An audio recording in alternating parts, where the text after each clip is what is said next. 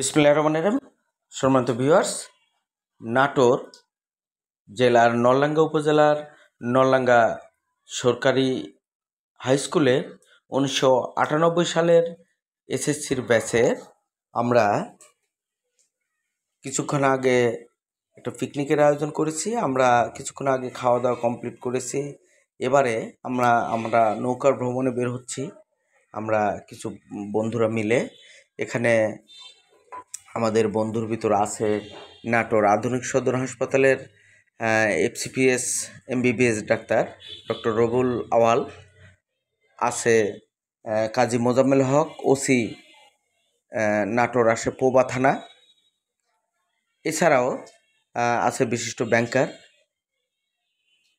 ব্যবসায়িক, শিক্ষক, প্রভাষক, সাধারণ কৃষক, সাধারণ ব্যবসায়ী, সবাই আছে এখানে। সম্মানিত ভিউয়ার্স, আপনাদের একটু দেখাবো। দেখেন এই যে লোকেশন, এটা অভূতপূর্ব সুন্দর একটা জায়গায়।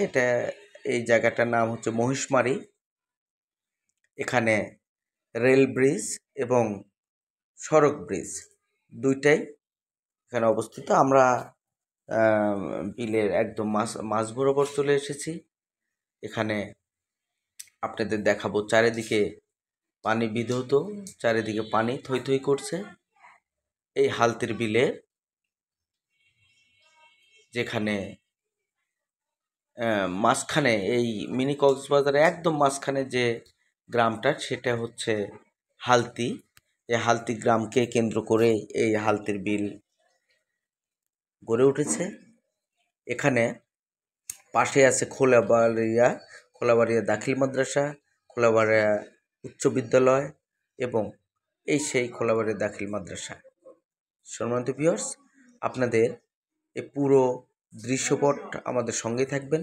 আমরা আপনাদের দেখানোর চেষ্টা করছি আকাশে মেঘ, সেই পাটুল দাখিল মাদ্রাসা এবং এখানে মিনি কক্সবাজারের মূল কেন্দ্রটা এখানে আপনাদের দেখাবো। দেখেন, এটা ক্যাফে 24। এখানে ড্রামের ওপরে ভাসমান রেস্টুরেন্ট।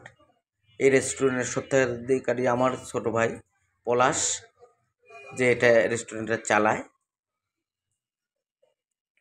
সেই জায়গা যেখানে আপনারা নৌকায় এসে, এটা লোকেশান হচ্ছে নাটোর জেলা থেকে 12 কিলো দূরে দীঘাপতিয়া হয়ে